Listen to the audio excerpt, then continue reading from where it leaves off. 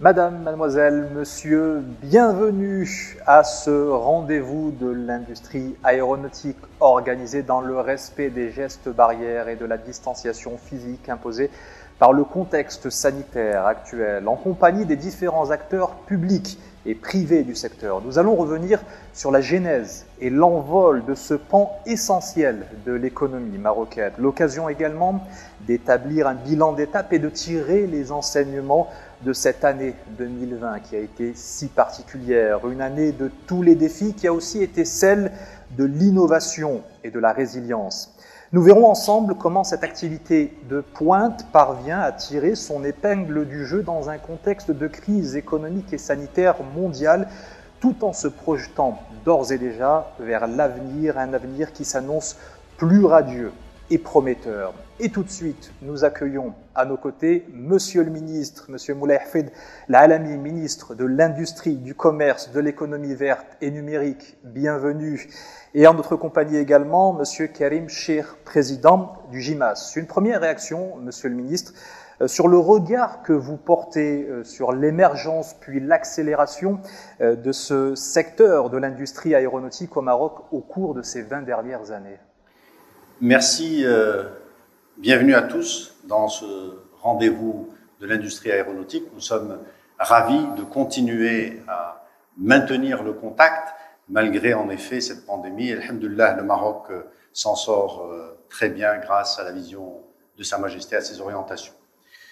En revenant au secteur aéronautique, la vision royale, depuis plus de 20 ans, a donné ses fruits au fil du temps. Nous avons vu que lorsque personne ne croyait à la capacité du royaume d'être un acteur dans le secteur aéronautique, eh bien, les opérateurs, avec la vision royale, se sont acharnés à créer ce secteur.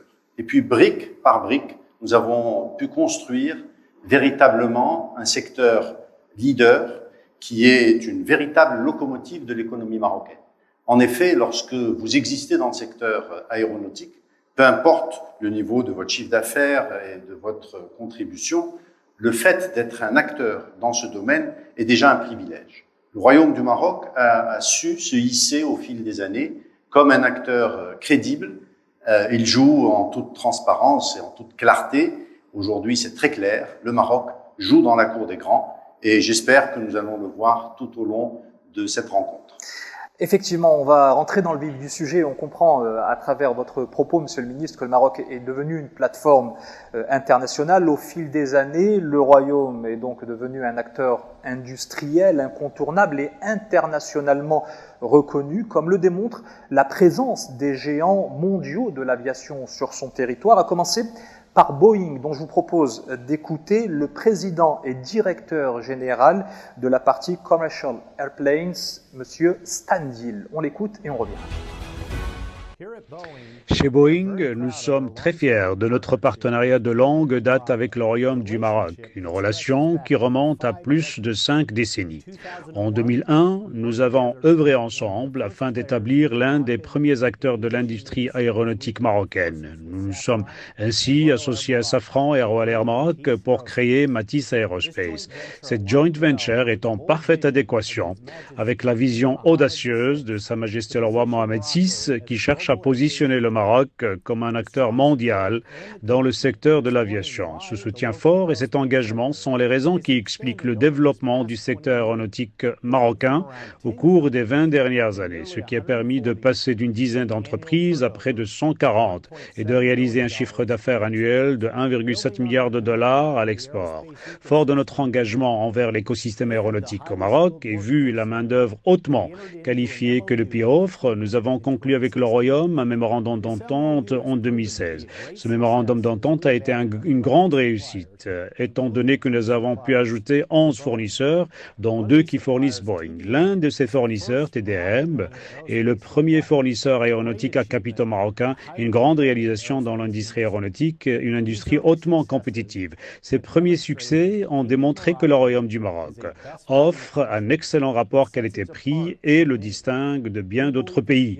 Nous pensons qu'en Ensemble, nous pouvons relever les défis de l'aviation mondiale et soutenir les objectifs de croissance à long terme du Maroc et de Boeing. Merci pour votre partenariat et nous aspirons à bâtir ensemble un avenir encore plus fort.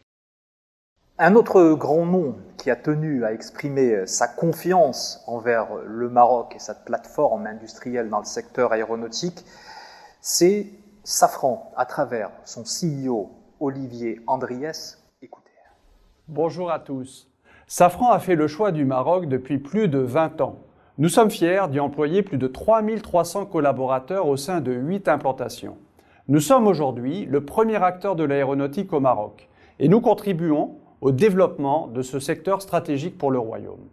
Comme toute l'industrie aéronautique, nous traversons depuis un an une période de turbulence économique. Mais à aucun moment, nous ne nous sommes posé la question de ce choix stratégique. Alors, qu'est-ce qui fait la force du Maroc pour un groupe comme Safran ? C'est d'abord et avant tout la qualité de sa main-d'œuvre et de ses cadres de grand talent. C'est sa stratégie industrielle volontariste et son cadre favorable pour les investisseurs étrangers. C'est son infrastructure de qualité, c'est sa proximité avec l'Europe et avec la France, et c'est aussi le soutien constant dont nous disposons de la part des pouvoirs publics. Le Maroc, c'est un partenaire à haute valeur ajoutée dans la carte mondiale de nos implantations. C'est pourquoi nous y investissons activement dans la formation, en partenariat avec l'État marocain, avec les industriels et avec les universités. Qu'il s'agisse de l'Institut de formation au métier de l'aéronautique de Casablanca, que nous avons contribué à créer, ou bien nos accords avec des universités et des écoles d'ingénieurs marocaines. Vous l'aurez compris, nous voulons accompagner la montée en gamme de l'industrie aéronautique marocaine. Notre histoire avec le Maroc, c'est celle d'un partenariat de long terme. Merci. Partenariat de long terme, le Maroc est un partenaire à haute valeur ajoutée, disait le patron de Safran, monsieur le ministre. On comprend à travers ces témoignages que ce qui fait la force du Maroc, ce sont notamment ses compétences de pointe et cela attire de nombreux opérateurs. Alors, pour ceux qui ne le sauraient pas, Safran fabrique évidemment des réacteurs d'avion, ce qui est le plus complexe que l'on trouve dans le monde de l'industrie. Et Safran fabrique des pièces moteurs au Maroc. Je pense que l'aéronautique, le secteur aéronautique marocain est une véritable vitrine de compétences de nos ingénieurs, de nos techniciens supérieurs qui font un travail remarquable. Alors, le Maroc est aujourd'hui, comme chacun sait, à 140, plus de 140, on parle de 142 aujourd'hui, entreprises dans le secteur aéronautique. Vous y retrouvez Boeing, Airbus, les grands, Safran dont on vient de parler, Excel, et nous le verrons probablement, qui fabrique du matériau composite, et puis Spirit, qui est le nouveau Bombardier. Comme chacun sait, Bombardier, on s'est peut-être un peu précipité en considérant que Bombardier avait disparu. Ben, Bombardier au Maroc a été repris par un leader mondial, un grand du monde de l'aéronautique qui est Spirit. Et nous avons, comme ça a été dit, une véritable montée en gamme dans ce secteur. C'est un élément essentiel. Je dirais même que chaque avion commercial qui vole dans le ciel de notre planète porte en lui au moins une pièce usinée au Maroc. Je répète, ma conviction, c'est que nous avons une présence dans tous les avions qui volent dans le monde. Et ça, c'est un élément essentiel, je crois que pour nous, Marocains, on pourrait en être fiers. Cette vision, cet acharnement des opérateurs, cette montée en gamme, ce travail au quotidien, sans relâche, donne des résultats et nous avons le droit de nous arrêter une fois par an pour être fiers et le lendemain, on se retroussera les manches pour aller encore plus loin. Vous citiez effectivement Airbus qui produit plusieurs de ses pièces au Maroc et je vous propose justement d'écouter son président Airbus, donc Middle East and Africa, Mikhail Ouari, et on revient. Nous sommes très fiers de notre partenariat avec le Maroc et des relations que nous entretenons avec le Royaume qui a toujours joué et continuera à jouer un rôle important dans le développement de l'industrie aéronautique du continent africain. Airbus est un pionnier de l'industrie aéronautique au Maroc puisque nous avons été parmi les premières entreprises à investir dans l'industrie aérospatiale marocaine. Airbus est un partenaire industriel important du Maroc, notamment par le biais de notre filiale Stelia Aerospace. Le pays produit des pièces pour tous les programmes d'Airbus, y compris l'A320, l'A330, l'A350 et même l'A400M. Pour faire simple, il y a du Made in Morocco dans toutes nos familles d'avions. Airbus au Maroc, c'est aussi tout un écosystème de fournisseurs et partenaires d'Airbus installés au Maroc et dont Airbus est le principal donneur d'ordre. Un écosystème qui soutient des milliers d'emplois qualifiés directs et indirects dans le pays et génère des recettes d'exportation cruciales pour l'industrie locale et toute l'économie du Maroc. L'aérospatiale est un catalyseur de croissance sociale et économique et j'aimerais profiter de cette occasion pour saluer les efforts du gouvernement en ce sens. En effet, l'investissement continu du gouvernement marocain dans ce secteur témoigne de son ambition de promouvoir le commerce, la création d'emplois et le développement des compétences. Chez Airbus, nous sommes pleinement engagés à continuer de bâtir cette industrie pour un futur prospère et mutuellement bénéfique avec le Maroc. On a donc donné la parole aux géants de l'aéronautique qui nous ont témoigné de leur intérêt pour l'industrie marocaine dans leur secteur de pointe. On va maintenant dresser un état des lieux. On se retrouve tout de suite.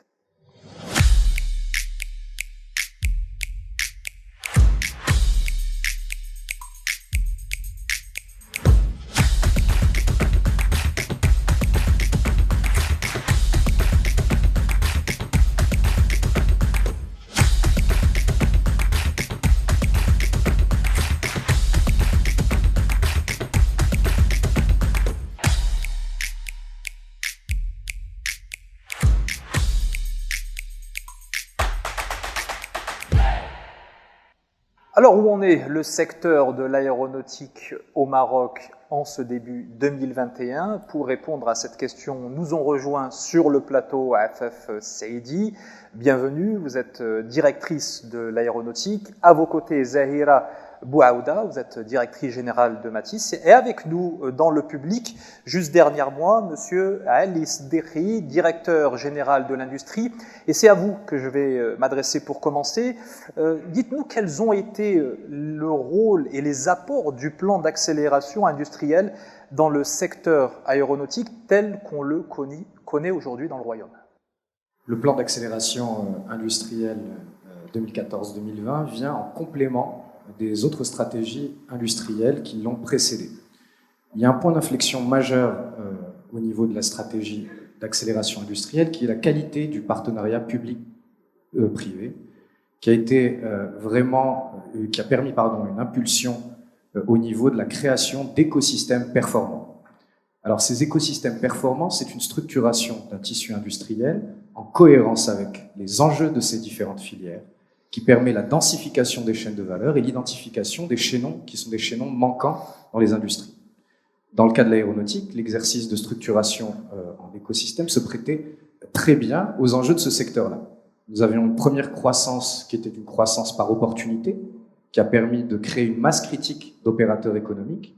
Et ce qu'a permis le plan d'accélération industrielle, c'est justement de créer de la cohérence autour de ce secteur en créant plusieurs écosystèmes performants. Nous avons à date 5 écosystèmes qui ont été initiés aux côtés du secteur privé, de la Fédération professionnelle du GIMAS, l'assemblage, qui correspond à toutes les parties structures de l'avion et les pièces qui sont usinées, l'écosystème EWIS, qui est un écosystème qui est celui de la fabrication électronique et des systèmes interconnectés, l'écosystème MRO, qui est celui de la maintenance, qui est particulièrement important et porteur, on y reviendra, et l'écosystème ingénierie, qui est le liant de ces différents écosystèmes et dont on ne peut pas faire l'économie pour développer ce type de secteur à fort contenu technologique. Le dernier écosystème est tout particulier, c'est l'écosystème Boeing qui a été lancé devant Sa Majesté le Roi, que Dieu l'assiste, en 2016 et qui est venu confirmer la maturité de la plateforme industrielle marocaine. Aujourd'hui, grâce à ces 5 écosystèmes et la consécration de l'écosystème Boeing en 2016, nous sommes positionnés stratégiquement au niveau des chaînes de valeur internationales, à la fois auprès de nos partenaires européens, qui sont nos partenaires historiques, mais également des États-Unis, qui ont une forte collaboration avec la supply chain qui est en Asie et en Asie du Sud-Est, ce qui nous met maintenant au cœur des échanges internationaux et qui nous permet de disposer d'une plateforme aéronautique mature technologiquement. Merci Alice Dekri, directeur général de l'industrie. Je me tourne vers vous, Afef Saidi. Comment s'est traduite cette structuration justement du secteur aéronautique et quels sont les indicateurs clés que l'on peut faire ressortir? La dynamique des écosystèmes créés dans le cadre du plan d'accélération industrielle, le secteur aéronautique marocain a pu attirer de nouveaux acteurs, diversifier les métiers et les spécialisations et surtout densifier la chaîne de valeur locale. Donc le Royaume dispose de plus de 8 familles de capacités de production, dont le câblage, la maintenance aéronautique, l'aérostructure, les équipements aéronautiques, l'usinage de précision, le traitement de surface, le travail du métal ou encore l'ingénierie aéronautique. L'ingénierie aéronautique qui s'est développée en support des métiers de production et qui a permis une vraie montée en gamme du secteur. Donc les 5 écosystèmes mis en place mettent en cohérence ces familles de production pour créer des ensembles de production efficients. Donc l'avion qui est devant vous illustre parfaitement la diversité et la multitude des pièces qui sont produites au Maroc, sachant que 70% de ces pièces-là sont produites en monosource. En termes de bilan et en 4 ans de mise en œuvre, le plan d'accélération industrielle a enregistré de belles réalisations. Donc, le chiffre d'affaires à l'export a augmenté de plus de 88% par rapport à 2015. Donc, on est passé de 0,9 milliards de dollars à 1,7 milliard de dollars en 2019. Le plan d'accélération industrielle a permis également de générer de plus de 75% d'emplois créés en 15 ans. Donc, nous sommes passés de 10 000 emplois en 2015 à 17 500 emplois en 2019. Avec une grande représentativité de femmes, donc 40% de l'emploi du secteur sont des femmes. Pendant cette période 2015-2019, 42 entreprises ont été créées. Et enfin, en termes d'intégration locale, le taux d'intégration locale a plus que doublé. Donc, il est passé de 17% en 2015, lors du démarrage du PAI, à 38% en 2019, sachant que ce taux d'intégration, donc nous avons largement dépassé l'objectif qu'on s'est assigné dans le cadre du PAI, qui était de 35% en fin 2020. Merci à Afef Saidi pour toutes ces précisions. Monsieur le ministre, je me tourne vers vous. On a vu ces données, ça s'arrête à 2019. Forcément, la question se pose pour 2020, année de crise, de toutes les crises, pourrait-on dire. Comment s'est positionné, s'est situé le secteur aéronautique au cours de l'année qui vient de s'écouler? Alors, nous avons eu le plaisir et le bonheur de découvrir que 2020 a été une année au niveau mondial très difficile, mais au Maroc, nous avons encaissé le coup et amorti le choc.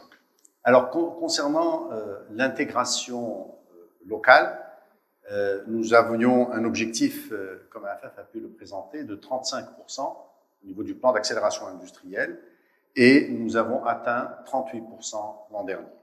Alors ça, c'est pour le taux d'intégration locale, et c'est important, parce que vous imaginez que vous fabriquez 38% d'un avion complet.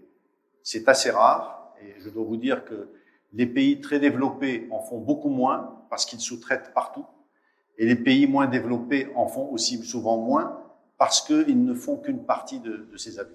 Parce qu'ils n'ont pas l'expertise pour pouvoir produire localement sur place les différentes pièces requises. Absolument. Chacun, si vous voulez, a sa stratégie propre. Le Maroc a une stratégie qui est double, qui est une capacité de fabriquer des pièces et de faire du montage d'ensemble plus complexe. Concernant les entreprises, nous avons vu dans le monde qu'il y a eu plein d'entreprises qui ont été en banqueroute, qui ont eu des problèmes, qui ont fermé. Au Maroc, nous avons 142 entreprises et nous sommes toujours à 142 entreprises, donc aucune de nos usines n'a eu de problème ou n'a été fermée dans la période de la pandémie. Alors si on regarde plus loin, au niveau des emplois, nous avons eu 10% de perte d'emplois dans ce secteur, parce qu'au niveau mondial, nous sommes à plus de 43% de perte. Alors, nous avons pris les chiffres les plus bas qui nous sont présentés au niveau mondial. Nous avons des chiffres à 50% et plus de 50%, mais le chiffre le plus bas qui a été présenté à l'international est une perte de 43%. Le Maroc n'a perdu que 10%. Quant aux revenus, c'est-à-dire le chiffre d'affaires à l'export, nous avons une baisse de 29% sur l'année 2020, alors qu'au niveau mondial, il y a eu une baisse de 50%. Alors, j'aime bien dire ça, hein, quand je me regarde, je me désole. Sur la partie droite, hein, nous avons une petite perte de nombre de personnes et nous avons une perte de chiffre d'affaires. Et quand je me compare, hein, quand je regarde la variation mondiale, eh bien, je me console. Nous avons une perte de 43% du personnel et de 50% du chiffre d'affaires. Maintenant, les perspectives sont extrêmement intéressantes. Ce qui est fondamental dans cette période de pandémie, parce qu'il faut savoir que le secteur aéronautique a été frappé de plein fouet. Lorsque les avions sont cloués au sol, il y a plusieurs effets. Le premier effet, c'est que les achats d'avions se calment. Vous n'achetez pas des avions alors que vous en avez plusieurs qui sont cloués au sol. Deuxièmement, ces avions ne volant plus, ne consomment plus de pièces détachées pour de la maintenance et des pièces qui sont usées.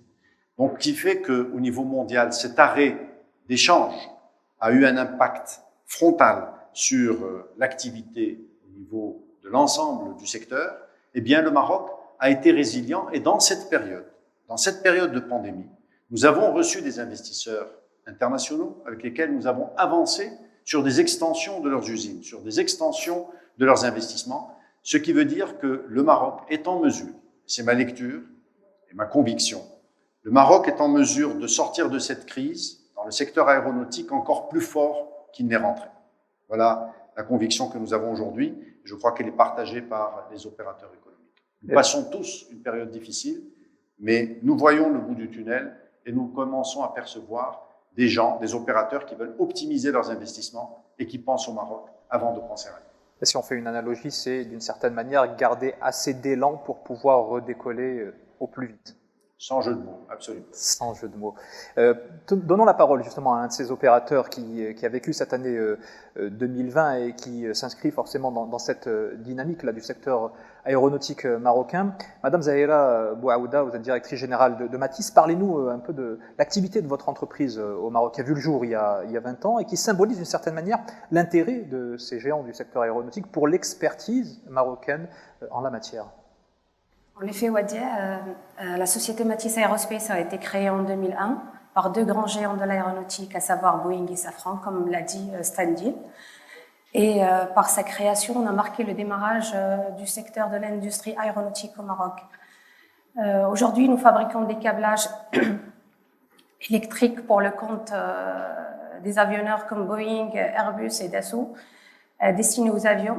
Mais nous fabriquons également des câblages destinés aux moteurs d'avion pour le compte de Safran.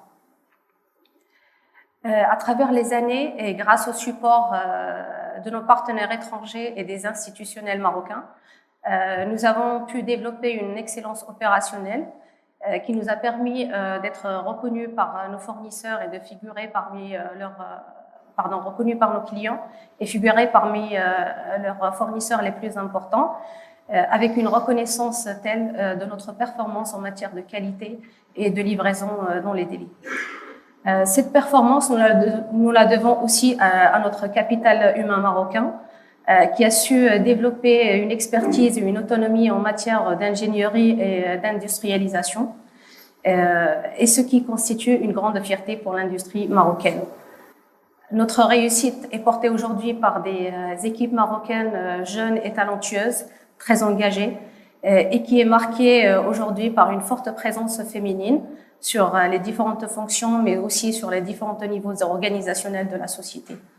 Et aujourd'hui, je suis très fière d'être à la tête d'une entreprise qui a su contribuer au développement du secteur aéronautique au Maroc et aussi qui œuvre pour la promotion des jeunes talents marocains, femmes et hommes.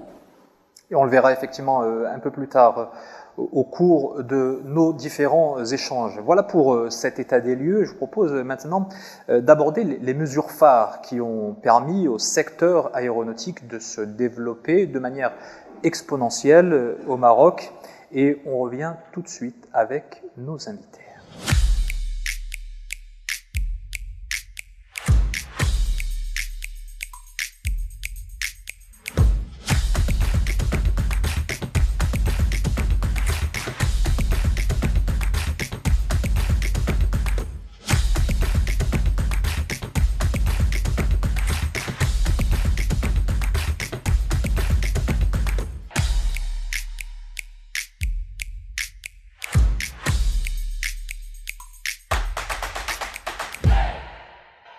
Alors, parmi ces mesures phares, il y a bien évidemment les partenariats publics-privés, les compétences, les talents, ça a déjà été dit, et également l'investissement sur les infrastructures. Avec nous sur le plateau, toujours Monsieur le Ministre, également Karim Chir, président du GIMAS, et nous a rejoint c'est Hamid Ben Brahim, notamment président de l'IMA et du MidPark.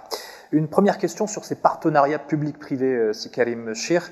C'est l'une des clés du succès que connaît le secteur aéronautique marocain. Comment est-ce que ça se matérialise concrètement sur le terrain? Alors, il y a beaucoup de choses à dire sur le partenariat parce que c'est un travail de tous les jours. Mais je commencerai par dire que la vision claire est partagée, Monsieur le ministre l'a rappelé, une ambition commune entre les professionnels du GIMAS et le ministère de l'Industrie. C'est cette vision et cette ambition qui nous ont permis d'intégrer aussi rapidement le cercle fermé des opérateurs mondiaux de l'aéronautique. Le Maroc a été, dès le départ, dans une stratégie de développement industriel et non pas de la délocalisation. D'ailleurs, c'est un modèle qui ne marche pas pour l'aéronautique, avec des infrastructures de très grande qualité. On a parlé des ressources humaines bien formées. Et ceci a permis à l'écosystème aéronautique d'intégrer, je dirais, l'échiquier mondial au niveau de sa production et au niveau de ses performances. Le plan d'accélération industrielle, M. Siddiqui en a parlé, ça a toujours été notre fil d'Ariane depuis le début. Parce que ce plan d'accélération, il émane d'un travail de fond qui a été fait avec les professionnels, avec les équipes du ministère de l'Industrie, et ça a donné la logique des écosystèmes structurants. Ça nous a fait beaucoup de bien de structurer nos écosystèmes. Aujourd'hui, les chiffres sont là, parce qu'on avait fixé de part et d'autre des engagements, des objectifs à atteindre, et aujourd'hui, force est de constater que nous avons dépassé ces objectifs, mais on aura encore de nouveaux objectifs une fois qu'on sortira de cette pandémie. Le partenariat, il va au-delà de ça. Nous avons, je peux vous donner des messages de réussite à ne plus finir, mais les messages les plus importants, ce sont nos industriels et nos clients qui le font pour nous.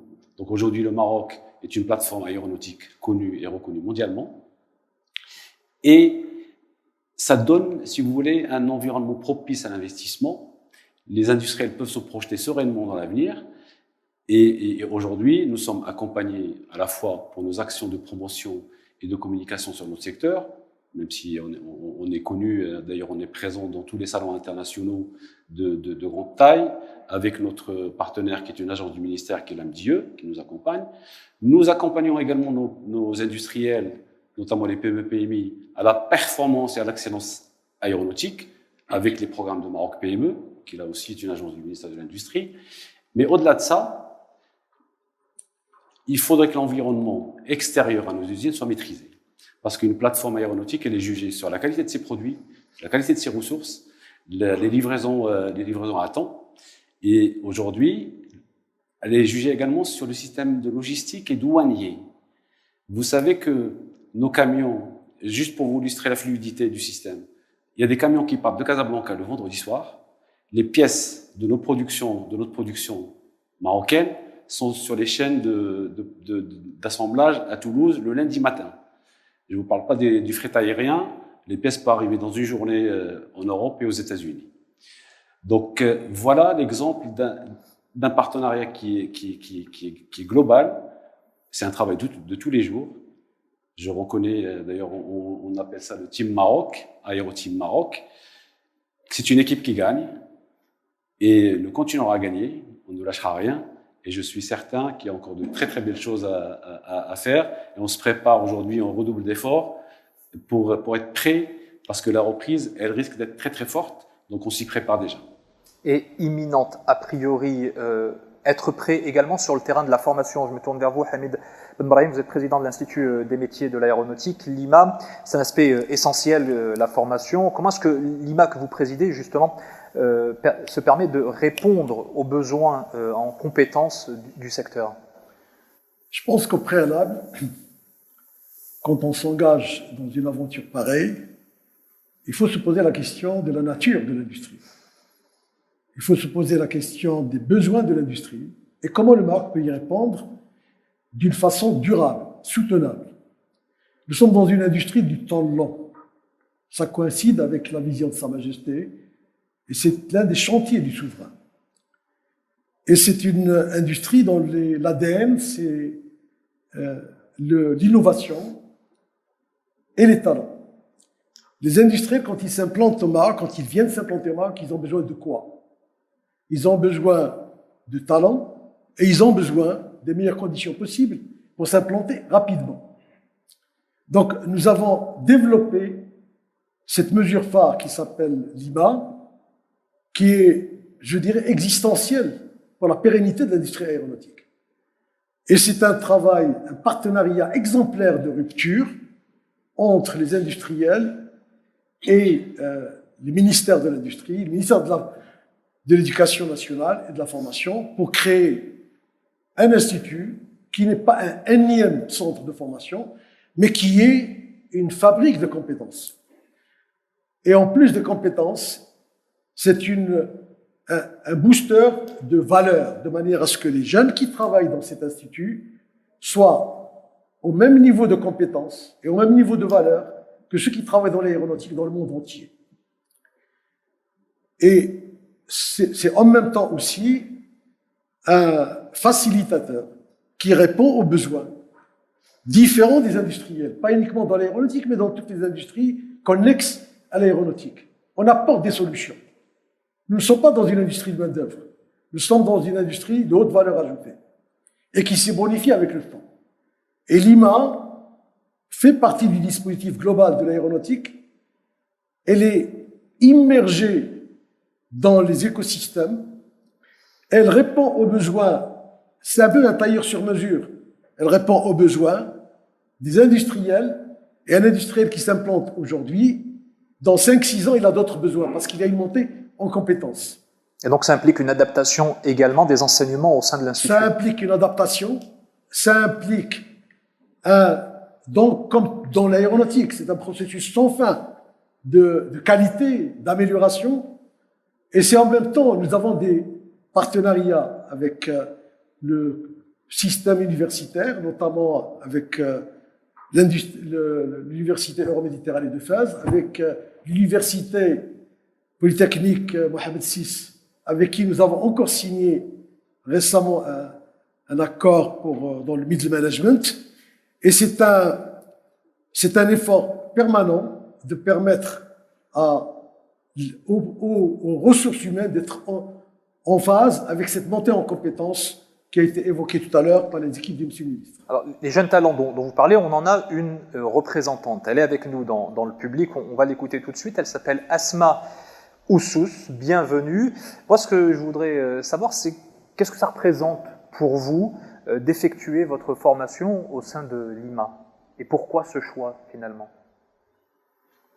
Bonjour.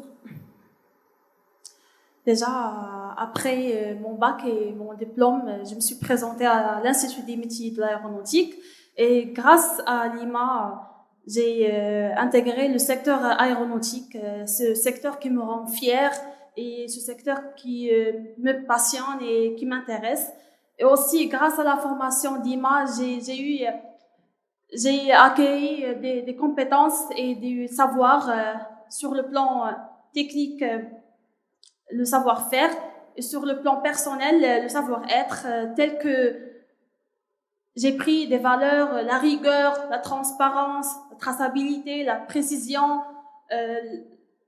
beaucoup de valeurs qui appartiennent au secteur aéronautique et aussi qui font partie de ma vie au quotidien. Et aussi, dès que j'ai pris connaissance de la mise en place d'un nouveau système à IMA, nouvelle opportunité, j'ai décidé de revenir encore à l'IMA pour bénéficier de cette formation, pour me perfectionner et aussi pour aller plus loin dans ma carrière, parce que grâce à l'aéronautique, je construis mon avenir et j'ai un grand avenir parce que je crois infiniment au secteur aéronautique et à son développement au Maroc. Merci d'avoir partagé avec nous ce dynamisme et ces applaudissements sont largement mérités. Je reviens vers vous, Si Hamid Brahim, puisque vous êtes également président du Mid-Park. Alors ce parc industriel, c'est un levier essentiel pour le développement des activités aéronautiques dans le royaume et à l'attention donc de ces grands opérateurs internationaux qui s'installent dans notre pays. C'est même un dispositif propre au Maroc. Quelles en sont les caractéristiques ? Bien, Mid-Park est incontestablement l'une des conditions de réussite du développement actuel, puisqu'il est au cœur du pôle, du cluster aéronautique marocain. Ce que nous avons fait, c'est, encore une fois, répondre aux besoins des industriels. De quoi ils ont besoin? Ils ont besoin, d'opérer rapidement, parce qu'un industriel va mettre 5, 6 ans, 10 ans quelquefois. J'en connais un qui a mis 17 ans pour décider de venir au Maroc. Et une fois qu'il a décidé de venir, il faut immédiatement qu'il puisse travailler. Alors, on a mis en place, avec l'État, avec un partenariat d'exception et de qualité avec la Caisse de dépôt et de gestion, une plateforme industrielle intégrée qui est dédiée à l'aéronautique et aux industries connexes. Alors, le business model, c'est quoi? C'est avoir des acteurs majeurs, lourds, comme Spirit, comme Stelia, comme Excel et d'autres, qui s'implantent et qui attirent autour d'eux une myriade de sous-traitants. C'est comme un paquebot amiral avec autour de lui toute une flottille. Alors, les gros, les industriels de grande taille, ils acquièrent le terrain avec Mid-Park, ils construisent, et Mid-Park les accompagne en termes de MOD, et les PME qui n'ont pas de moyens pour mettre leurs ressources dans le terrain ou dans la construction et qui se focalisent sur leur cœur de métier, eh bien, c'est Mid-Park qui va acquérir le terrain, qui va lever les fonds et qui va construire pour eux et qui va leur louer. Et l'ensemble, dans un parc d'excellence, très haute valeur architecturale, nous avons une maîtrise dure sur la partie architecturale puisque nous la contrôlons entièrement et nous accompagnons ces industriels. Nous sommes aussi le facilitateur. Et l'objectif, c'est quoi? C'est que pendant qu'ils commencent à travailler dans des ateliers relais, ce qui est un cas unique au Maroc, ils forment leurs compétences à Lima en traversant la route et en même temps, on va construire pour eux. Alors, si vous voulez, aujourd'hui, le parc, la réussite du parc, elle se manifeste par les grands noms qui sont présents, comme Stelia, filiale d'Airbus, comme Excel, premier leader mondial dans le matériau composite, comme Spirit, qui est le premier acteur mondial dans l'aérostructure, et d'autres. Nous sommes aussi présents dans la fibre optique, nous sommes présents au niveau de Mid-Park, dans tout ce qui est électronique imprimée, qui est un secteur aussi d'avenir. Alors, si vous me permettez une conclusion. Si aujourd'hui, nous fêtons les 20 années de l'aéronautique et la réussite d'une expérience, il faut se poser la question, quelle est la recette? Quelle est la recette gagnante? Et pourquoi pas ne pas la partager?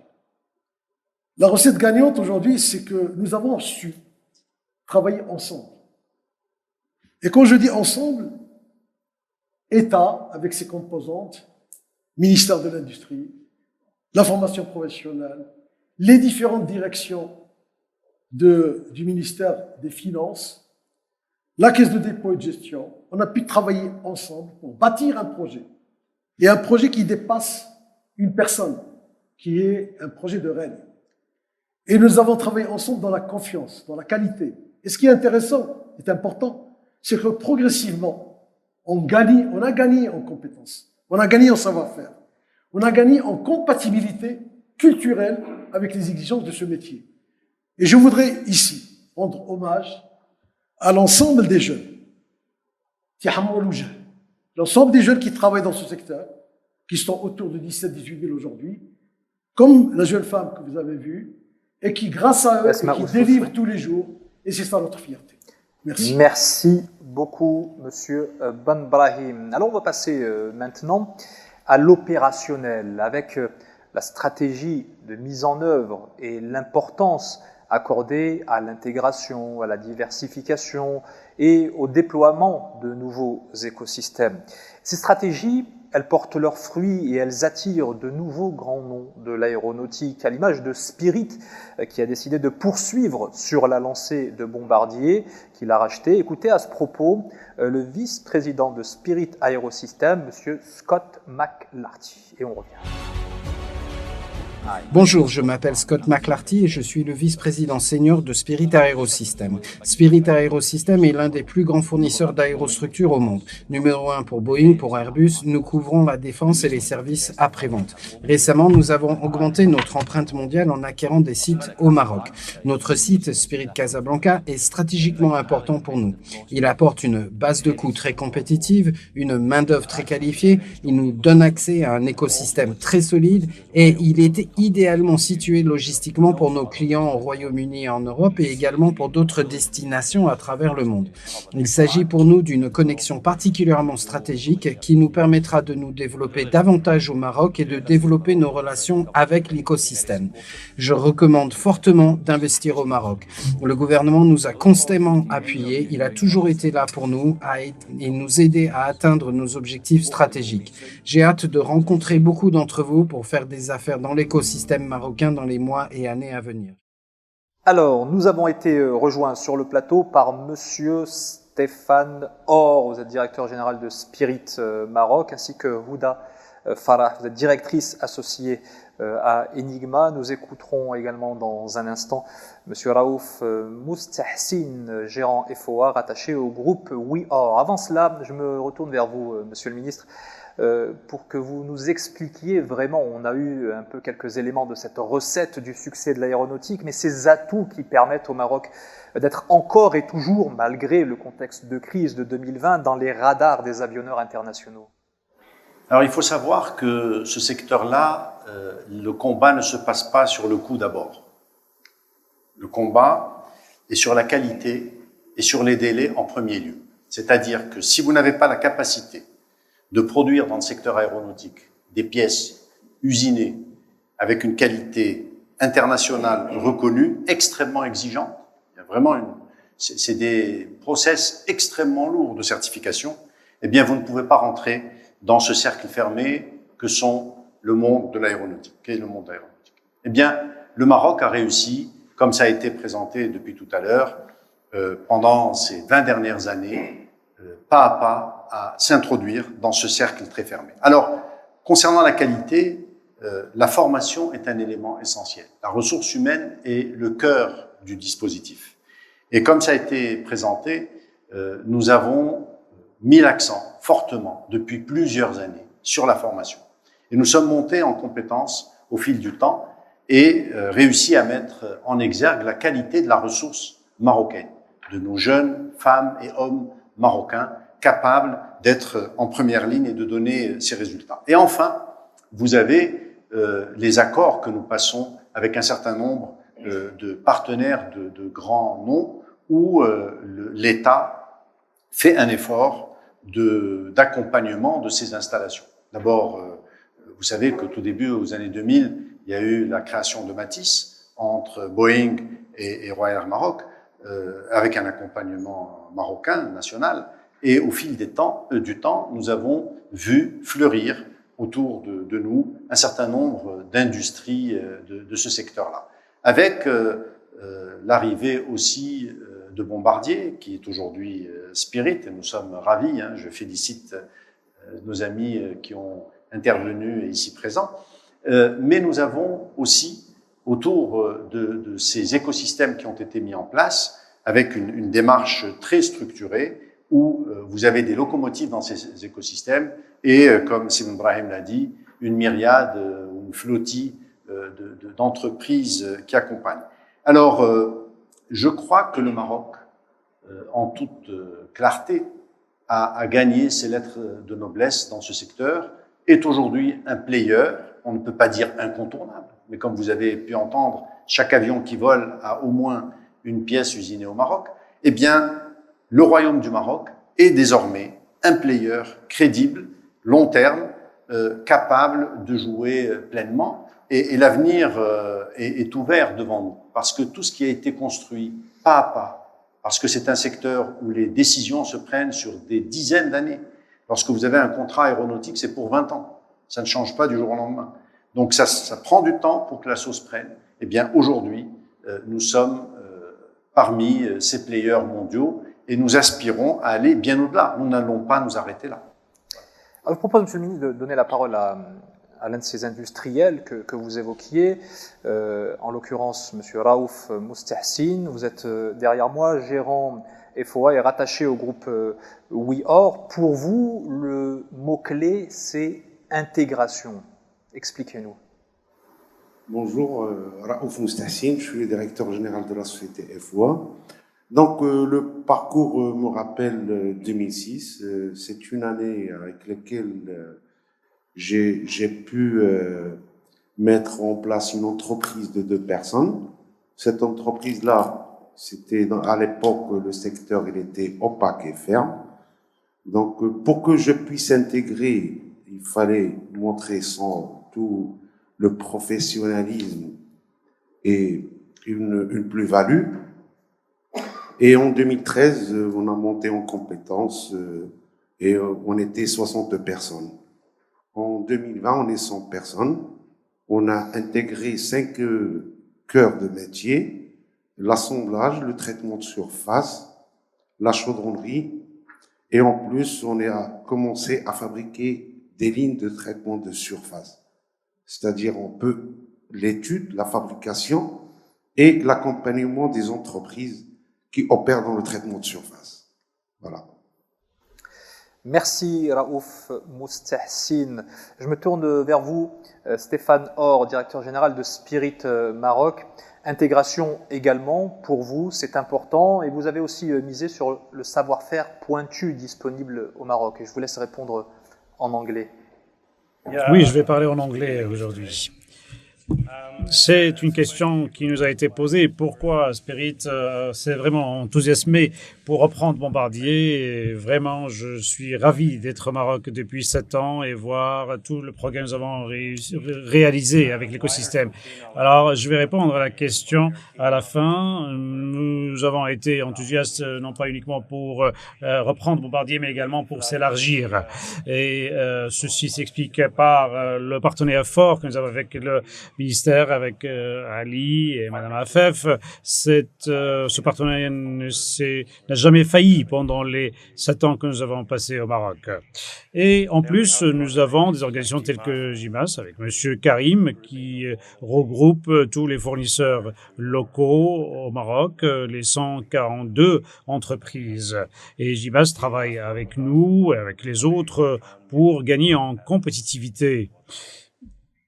Hamid a évoqué l'Institut IMA et effectivement, nous leur avons dit, nous voulons élargir le site, pouvez-vous nous fournir le personnel qualifié? La réponse a été catégoriquement oui, en effet. Ils ont été des gens fantastiques, ils forment les jeunes et nous aspirons à développer l'aspect management également. Et c'est une bonne chose. Et puis, il y a les autres personnes qui ont pris la parole, les fournisseurs locaux et nous allons sous-traiter au moins 40% de ce que nous fabriquons et que cela soit fait localement. C'est du bon sens. Cela nous permet d'être compétitifs sur les prix. Et ensuite, il y a l'aspect employé. Et les employés qui ont rejoint la société ont réalisé du progrès. Comme cela a été dit par les participants, cela a été fantastique en effet. À part moi-même, tout le personnel est marocain. Nous avons une grande usine qui fait partie de notre effort d'accélération. Nous venons donc de réaliser une extension de 15 000 mètres carrés et nous l'avons fait non pas pour laisser cet espace vide, mais pour le remplir. Et pour répondre à votre question, pourquoi Spirit a décidé de reprendre Bombardier et élargir notre site, la question est simple. Ceci va nous rendre plus compétitifs sur la scène mondiale. Réaction, Monsieur le Ministre. Je suis ravi d'écouter ça parce que, si mes souvenirs sont bons, on avait considéré, les médias un peu avaient considéré que c'était la fin de Bombardier au Maroc et c'était la fin de l'histoire de l'aéronautique au Maroc. Or, ce que je comprends bien, c'est que Spirit a repris Bombardier et a décidé de doubler la capacité au Maroc. Donc, Tripler. Yes, tripler, pardon. Merci beaucoup, Stéphane. Donc, vous êtes encore plus agressif. Donc, de passer d'une fermeture potentielle à un environnement où on triple, c'est quand même assez extraordinaire. Donc, dans ce type d'activité, il ne faut pas aller trop vite en besogne. Il faut travailler beaucoup et il faut parler peu. Il faut mettre les plans sur la comète en veilleuse parce que ça a été compliqué et nous n'avons pas été aidés par tous le bruitage qu'il y a eu sur le marché en expliquant que cette compagnie était en train de disparaître parce que nous leur avons créé des problèmes. Nous, vous voyez, je parle en général, tous ceux qui ont bavardé de façon négative sur Bombardier ont créé des problèmes de perturbation au sein du personnel qui ne savaient plus s'ils allaient continuer ou pas. Eh bien, aujourd'hui, la démonstration est faite. Spirit reprend, continue et triple l'usine. Voilà ce que je retiens de cette belle expérience. Et c'est un indicateur fort pour l'avenir, on va l'évoquer dans un instant. Houda Farah, directrice associée d'Enjima, qui dit savoir-faire pointu, dit aussi, et on l'a bien compris, c'est martelé, ressources humaines de qualité, c'est vraiment le cœur du réacteur. En effet, Enjima, c'est la contraction d'Enji, donc qui vient d'engineering et qui reflète notre passion pour l'ingénierie, et MA, Maroc, qui reflète notre passion pour le Maroc. Avant de présenter Enjima en tant que société d'ingénierie dans les secteurs aéronautiques et automobiles, Enjima, c'est d'abord une histoire de personnes passionnées et de parcours passionnants. Arafa, Hicham, Si Mohamed et moi-même sommes 4 ingénieurs issus de l'École nationale supérieure des arts et métiers, l'ENSAM Meknes. Nous avons démarré notre carrière dans le premier bureau d'études automobile créé au Maroc par Valeo. Ensuite, nous avons évolué chez le groupe Safran, ou toujours dans l'ingénierie, dans une société qui s'appelait à l'époque Tecos, qui s'appelle aujourd'hui Safran Engineering Services. Aujourd'hui, Enjima est une PME marocaine. On a diversifié notre offre de services autour des métiers de la 3D, donc ingénierie, rétro-ingénierie, métrologie 3D et impression 3D. Et de cette expérience, ce que je voulais partager, c'est que pour moi, si Enjima a vu le jour et si nous avons réussi jusque-là, c'est grâce à 4 facteurs clés. Tout d'abord, le développement industriel et économique au Maroc. Nous, en tant qu'ingénieurs, nous avons eu cette chance de travailler chez le groupe Safran parce que le secteur aéronautique a été développé au Maroc. Et puis, Enjima, on a développé l'activité aéronautique dès les premiers 6 mois parce que justement, c'est un métier qui nous tient particulièrement à cœur et parce qu'on a eu une expertise là-dedans. Et si nous avons réussi à avoir des clients qui nous ont fait confiance à une petite structure 100% marocaine, c'est aussi parce que le Maroc a attiré des sociétés internationales qui sont venues s'implanter au Maroc. Donc pour moi, ça c'est le premier facteur. Le deuxième facteur, c'est clairement la formation. Nous, 4 fondateurs, nous avons fait l'école marocaine et nous avons fait une école d'ingénieurs d'État, donc une école publique. Et c'est aussi grâce à cette formation que nous avons pu faire cette aventure. Et aujourd'hui même, nous continuons à recruter des techniciens et des ingénieurs qui sont formés dans les écoles marocaines. Et grâce à leur capacité d'apprentissage et d'adaptabilité et d'adaptation, nous avons réussi à lancer de nouveaux métiers à très haute valeur ajoutée. Et ça, c'est vraiment grâce à la formation. Le troisième facteur, c'est le contexte entrepreneurial. Ce que je voudrais dire, c'est que si nous avons réussi à se lancer dans l'entrepreneuriat sans forcément avoir d'assises financières, on a eu juste notre expertise et notre métier et le sérieux. Et avec ces 2 composantes, tout le monde peut le faire. Et du coup, les jeunes ingénieurs, ils peuvent se lancer dans l'entrepreneuriat sans avoir forcément de privilèges particuliers. C'est ce que je voudrais passer comme message. Et puis le 4e point, qui n'est pas des moindres, c'est le développement de l'ingénierie au Maroc. J'avais trouvé que c'était du génie. C'était ingénieux que l'ingénierie soit rajoutée aux écosystèmes de l'aéronautique, parce que c'était la meilleure façon de développer l'ingénierie. Non seulement ça permet d'augmenter le taux d'intégration dans le secteur, mais aussi ça permet de l'ancrer au Maroc. Parce que vous savez, si un secteur qui arrive dans un pays où il n'y a pas forcément de la technologie, de la haute valeur ajoutée et de l'ingénierie, ce secteur peut facilement partir ailleurs quand les coûts l'emportent. Ce qui n'est pas le cas aujourd'hui au Maroc grâce à l'ingénierie. Maintenant, si on voudrait que des sociétés comme Enjima puissent passer à une centaine et à des milliers de personnes, si on voudrait que des sociétés comme Enjima puissent s'internationaliser pour ouvrir des antennes dans les pays où se trouvent les plus grands donneurs d'ordre, on a besoin de développer davantage cet axe de l'ingénieur. Et on l'a prouvé, on arrive à avoir les capacités, les certifications, la qualité de la prestation et le fait de développer plus l'ingénierie, ça donnera l'occasion à d'autres jeunes de se lancer et de participer aussi à l'impact au Maroc. Et ainsi, la boucle sera bouclée notamment sur cet aspect de formation, et on comprend à travers votre témoignage, puisque vous venez de ces écoles marocaines et vous recrutez également des compétences issues de ces centres de formation et différents établissements marocains. Merci beaucoup, Houda Farah, directrice associée d'Enjima. Nous allons maintenant nous intéresser à la manière dont le secteur aéronautique a réagi pendant la période de crise liée au coronavirus. Une réaction du secteur dans un contexte du Covid-19 avec beaucoup de défis à relever, mais également des opportunités à saisir. On se retrouve tout de suite.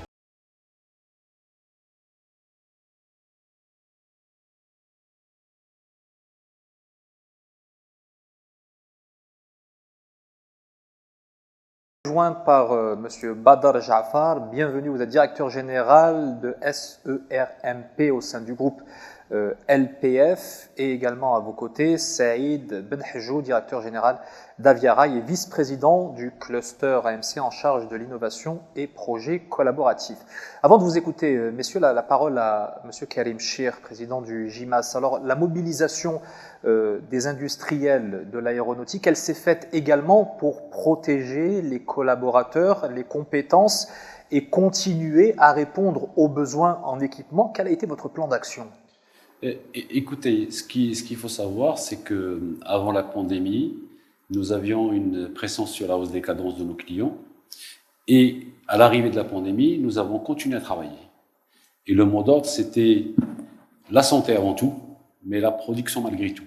Donc nous avons mis dans nos usines des plans de continuité des activités avec les protections qui vont bien, les masques, les gels hydroalcooliques, la distanciation entre les postes de travail. Donc ça a nécessité 1 à 2 jours d'organisation, mais nous avons continué à travailler.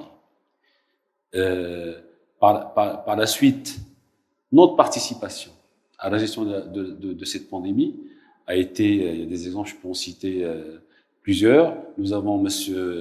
Raouf Moustahsen qui nous a par exemple confectionné et il a produit des dispositifs de désinfection des chaussures, parce que nos protections, c'était mesure de température grâce à des thermomètres infrarouges qui ont été fabriqués au Maroc, désinfection des chaussures, le gel hydraulique et les masques. Mais au-delà de ça, nous nous sommes mobilisés au niveau de l'aéronautique pour participer, et c'est une action citoyenne, à la façon dont on gère cette pandémie. Il y a eu le projet des respirateurs artificiels. On va revenir dans un instant, absolument. Et il y a eu, si vous voulez, la continuité de nos activités pour l'aéronautique, parce qu'il fallait, on avait du stock à faire, donc on avait continué à produire, et en même temps, on a participé à la gestion de cette pandémie.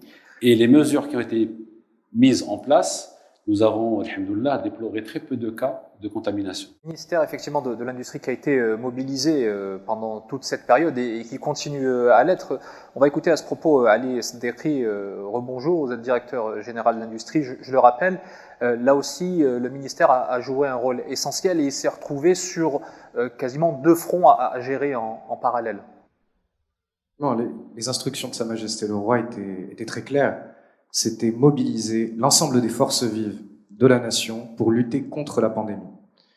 Alors on se souvient, il y a eu au tout démarrage de la crise, le lancement par le MIT d'un petit ventilateur qui permettait d'éviter les pénuries, et donc ce lancement s'est fait en open source. Et bien le premier travail a été de mobiliser l'INPT qui a réussi à fabriquer ce petit ventilateur en près d'une semaine, 10 jours. Donc on était en mesure de savoir que techniquement, la faisabilité de ce petit appareil qui permettrait de lutter contre la pandémie était faisable dans des délais compressibles par notre capital humain marocain. Nous avons été plus loin. L'ambition était de réussir à créer un respirateur lourd qui réponde aux meilleurs standards internationaux, et ce, en le faisant uniquement sur la base de produits qui étaient sourçables immédiatement au Maroc pour éviter toute pénurie. Donc, comme ça a été rappelé dans les différentes interventions, on a été se tourner vers là où le capital humain était le plus performant dans l'industrie aéronautique, qui est habituée à gérer des standards de qualité extrêmement poussés, qui vont même au-delà des standards de qualité du secteur de l'industrie médicale. Donc le travail a été fait, piloté par le ministère de l'Industrie. nous avons réuni autour du professeur Faroudi, qui est un médecin urgentiste spécialiste en réanimation et un des experts en SDRA, le syndrome de détresse respiratoire aiguë. Nous avons travaillé avec SERMP, qu'on va entendre dans un moment, avec Aviarail, sur la production, dans un délai record, de 500 respirateurs pour pallier une pénurie éventuelle de respirateurs lourds de réanimation. Et cette industrialisation s'est faite dans un temps, comme on l'a dit, extrêmement court, pour réussir à produire dans les meilleurs standards qualité mondiaux. Donc ça a été une première expérience qui a été réussie, puisque aujourd'hui ce respirateur répond à ces standards de qualité médicaux. On a des entreprises qui sont certifiées avec des ISO 13485, qui sont les ISO qu'on demande dans le cadre de la production industrielle médicale.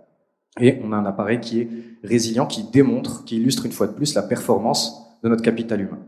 Il y a eu un deuxième enjeu qui était un enjeu majeur. On a tous le souvenir de la pénurie de masques. Eh bien, rapidement, le Maroc a pu produire des masques qui étaient des masques effectivement de dépannage, mais nous étions en mesure de détourner les appareils de fabrication pour produire ces masques-là. Il y a eu un deuxième temps. On s'est mis à fabriquer des masques de grande qualité. Mais pour ce faire, nous avons eu besoin d'aller importer ces machines de Chine. Donc ça a été opéré par le ministère de l'Industrie en collaboration avec le ministère des Affaires étrangères pour les ramener ces machines de Chine. Eh bien, à nouveau, ces machines ont été en pénurie. Donc il y a eu un troisième temps, et c'est là encore que l'on souligne la qualité de ce capital humain marocain, parce qu'on a fabriqué ces machines à fabriquer des masques. Et donc là, c'est un pied dans la fabrication de machines-outils. Il faut que les gens s'en rendent compte. C'est extraordinaire ce qu'ont fait ces ingénieurs marocains et ces capacités, ces compétences et ce capital humain marocain, puisqu'on a fabriqué, partant de zéro, une machine entièrement fabriquée localement avec nos compétences marocaines de l'aéronautique pour une partie de cette machine à fabriquer des masques et également de l'automobile. Je pense que beaucoup de gens ne se rendent pas compte du nombre de pièces et de composants qui structurent des machines-outils de cette qualité-là. Eh bien, nous étions en mesure de le faire. Et ça démontre encore, une fois de plus, les compétences de notre capital humain et de nos ingénieurs de ces secteurs de pointe. On va effectivement s'intéresser à ces deux exemples que vous venez d'évoquer, Ali Sedekhi, en compagnie d'abord de Badr Jafar. Je rappelle que vous êtes directeur général de SERMP. Vous fabriquez des composants technologiques pour l'aéronautique. Comment est-ce que vous vous êtes retrouvé du jour au lendemain quasiment à produire des respirateurs, ces respirateurs que l'on vient d'évoquer? Merci. Tout d'abord, SERMP, comme vous avez dit, c'est une entreprise qui fabrique des pièces principalement pour le moteur, pour les systèmes d'atterrissage et les nacelles pour Safran, pour Collins et pour d'autres grands donneurs dans l'aéronautique. Donc, c'est une usine qui est dotée d'un moyen technologique de dernière génération. Donc avec la crise Covid, donc on se retrouve dans une situation où on a commencé à s'intéresser à ce qui se passe à l'étranger. Donc on voit qu'il y avait pas mal de pénuries sur des produits de première nécessité, les masques, les gels hydroalcooliques et notamment les machines de respiration, les machines de ventilation. Donc on a pensé à travailler avec tous les acteurs du secteur aéronautique et automobile à créer un respirateur pour essayer de lutter contre la pandémie et participer dans cet effort national pour un petit peu aider. Donc tout ça démarre d'une petite idée qui a été impulsée par le ministère de l'Industrie. Donc on a créé un collectif autour de cette idée avec Aviarail, Saïd Benhajou, avec Raouf Moustassine Foua, avec Crouzet, avec OB Électronique, avec Tronico à Tanger. Donc il y avait vraiment, on a senti que tout le monde était mobilisé autour de cette cause. Et ce qui est intéressant, c'est que on se découvre et on découvre les compétences et les forces qu'on a à l'intérieur de notre écosystème. Donc, on était chacun focalisé sur la production de ses propres pièces et là, on était autour d'un produit qui est le nôtre et qu'on était en train de développer tous ensemble. Et donc ça, c'était très très riche, très très intéressant comme expérience. Et le plus intéressant, c'est que on a vraiment allé plus loin et au-delà de ce qui a été demandé comme une première réalisation. Donc c'était vraiment un respirateur mécanisé autour d'un ballon et on passe vers une machine qui est lourde avec beaucoup d'électronique intégrée, avec beaucoup d'éléments derrière. Donc c'était très très riche et ça nous a permis, et ça, je pense qu'on est en plein dedans parce qu'aujourd'hui on bascule d'une machine je parle du cas de SRMP, d'une usine qui fabrique que des pièces avions 100%, à une usine maintenant qui est certifiée médicale et qui fabrique même des pièces pour le médical. Donc, c'est ce qui s'appelle sortir de sa zone de confort. Alors avec votre voisin Saïd Ben Hajjou, je rappelle, vous êtes directeur général d'Avia Rail, vous avez aussi contribué à la réalisation de ces respirateurs, certes, et de machines-outils. 100%, ça a été évoqué par Alice Dekri. Machine-outils 100% marocaine pour la fabrication de masques. Avec le recul, quel enseignement vous tirez de cette expérience? Je dirais que moi, je ne suis pas surpris, vraiment, parce que j'exerce dans l'innovation depuis que je suis rentré au Maroc, ça fait maintenant 10 ans, et vraiment, c'était mon cheval de bataille, c'est toujours mon cheval de bataille, et j'en suis encore plus convaincu maintenant. C'est-à-dire, aujourd'hui, le Covid, et à travers les respirateurs, les machines à masques ou les lits médicalisés, ça n'a été qu'un grand révélateur de toutes les compétences que nous avons au Maroc aujourd'hui. Et ce type de réussite ne doivent plus être, à mon sens, un exploit. Mais c'est une normalité, parce qu'il s'en passe beaucoup dans les universités, chez les TPE, dans des startups, des innovations immenses, au moins aussi grosses que celles du respirateur. D'ailleurs, on peut le voir parce que ça s'exporte même à l'international. Aujourd'hui, chaque année, avec l'impulsion du ministère de l'Industrie, nous amenons 10 startups avec le cluster aerospace, le Moroccan Aerospace Cluster, nous amenons 10 startups chaque année au CES. CES, qui est le Consumer Electronic Show, qui est la plus grande messe du secteur électronique mondial. Donc voilà, donc vraiment pour moi, je pense que ça a été qu'un grand révélateur et qu'aujourd'hui, il va falloir bâtir là-dessus, sachant que nous sortions en plus d'un secteur comme l'aéronautique, qui est un secteur de pointe globale, pour lequel toutes les contraintes sont réunies, que ce soit des contraintes de température, des contraintes d'environnement, d'altitude ou autres, et qu'aujourd'hui, quand on sait faire ça au Maroc, je pense qu'on peut faire encore beaucoup de choses bien plus performantes que ce qui a été fait sur le respirateur. Et pour finir, aujourd'hui, il faut que cette action ne soit pas vaine ou juste un coup pendant une période bien particulière. Nous avons créé sous l'impulsion du ministère de l'Industrie, et je les en remercie, le cluster MMI. Donc c'est le cluster marocain de l'industrie du médical qui regroupe l'ensemble de ces acteurs qui ont participé pendant cette phase Covid à la réalisation de ces produits. Et l'ensemble de ces produits-là, d'autres produits ont déjà été faits, plusieurs brevets ont été déposés, et aujourd'hui, on va continuer à faire collaborer universités, entreprises, centres techniques, labos de recherche autour du MMI pour continuer autour de l'industrie du médical, et pourquoi pas, dans 10 ans, revenir ici avec de grandes réussites autour du médical. Avant d'écouter Monsieur le Ministre, là, tout de suite, une petite question comme ça qui me vient et qui appelle une réponse très rapide. C'était quoi le but? C'était de continuer à faire du business dans un contexte de crise? Ces nouvelles machines que vous avez créées? Pas du tout. Pour SRMP, c'était pas ça le challenge. Et c'était quoi le but alors? C'est quoi? C'est un engagement citoyen? Les industriels peuvent faire preuve d'engagement citoyen. C'est pour dire qu'au Maroc, on peut produire, et on a produit des respirateurs, au cas où il y avait un besoin ou une pénurie, au moins qu'on était capable de le faire. Donc c'était notre motivation. Je pense que Badr a tout dit, c'était purement un axe citoyen, puis encore une fois sous l'impulsion du ministère de l'Industrie. On ne pouvait pas rester les bras croisés, sachant toutes les compétences que nous avions et les capacités que nous avions de disponibles au Maroc. Rafel Alami, quand on entend ces témoignages et ces réalisations, finalement on se dit quoi? On se dit c'est impossible jusqu'à ce qu'on le fasse finalement. Écoutez, quand j'entends ça et quand je vois ces ingénieurs marocains, je suis sans voix, donc je reprends mes esprits et j'essaie de vous répondre. J'ai vécu cette période intensément avec beaucoup de responsabilités. Sa Majesté le roi Mohammed VI, que Dieu l'assiste, nous a donné des des directives extrêmement claires et nous avions, pour être tout à fait honnête, nous avions la peur au ventre. On ne savait pas où allait nous mener cette pandémie.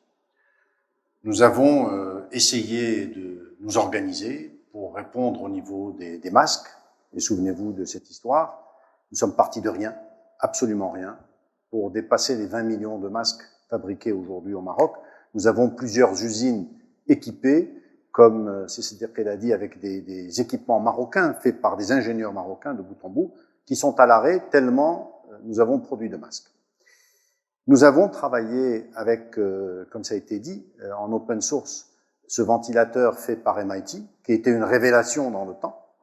Eh bien, l'INPT l'a réalisé, l'Institut de Télécom, l'a réalisé en quelques jours, et on s'est dit, et pourquoi ne pas aller plus loin? Nous avons, et je voudrais en attester, c'est quand même quelque chose de très important. Et je crois que pour nous, Marocains, nous devons prendre conscience de notre richesse nationale, parce que il nous arrive, fort heureusement pas toujours, de négliger ou de minimiser ce que nous avons comme capital immatériel, comme Sa Majesté se plaît à le dire. Lorsque nous avons eu cette pandémie, nous nous sommes adressés au secteur aéronautique en nous disant, eh bien, écoutez, est-ce qu'on peut faire mieux? Et je voudrais attester de cela, c'est quand même important. Ces ingénieurs se sont engagés à nos côtés avec le ministère de la Santé, qui a choisi le professeur en réanimation et toute une équipe médicale pour pouvoir valider tout cela. Et ils ont travaillé nuit et jour, sans relâche. Ils ne sont pas les seuls. Hein. Tous les Marocains se sont retroussés les manches dans cette période. Mais je voudrais aujourd'hui faire un petit focus sur ce qui a été fait au niveau de l'aéronautique. C'est la journée de l'aéronautique, donc permettez-moi d'en profiter. Ils l'ont fait pour répondre à l'appel de Sa Majesté. Ils ne l'ont pas fait pour des objectifs financiers, et je vais vous expliquer pourquoi. Je vais vous dévoiler un secret aujourd'hui. Ils ont investi plus de 8 millions de dirhams dans cette opération pour rehausser le drapeau marocain. J'ai proposé de prendre en charge les 8 millions de dirhams parce que nous avons tardé à certifier ce respirateur. Et ils ont refusé. Si c'était une opération mercantile, auraient-ils refusé de récupérer l'investissement qu'ils ont fait? Donc je souhaite et j'insiste que l'on reconnaisse aux Marocains, lorsqu'ils ont une fibre nationaliste, qu'on arrête d'imaginer que tout est argent, que tout est intérêt. Nous avons dans ce pays des Marocains de grande qualité, dans tous les secteurs. Profitez-moi de sortir un peu de l'aéronautique.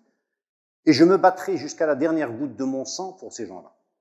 Je n'accepterai pas que dans des moments où nous avons eu cette difficulté, où j'ai personnellement engagé des gens derrière le ministère pour investir, que l'on puisse travestir tout ça et imaginer que c'est du business. Nous avons fait des masques parce qu'il y a de l'argent, nous avons fait des respirateurs parce qu'il y a de l'argent. Eh bien non, le Marocain n'est pas comme ça. Le Marocain, quand il y a une pandémie, quand il y a un appel de Sa Majesté, nous nous mettons tous, comme une seule femme ou un seul homme, derrière lui, en nous retroussant les manches. Ces gens-là ont fait un travail remarquable et je leur en suis personnellement redevable.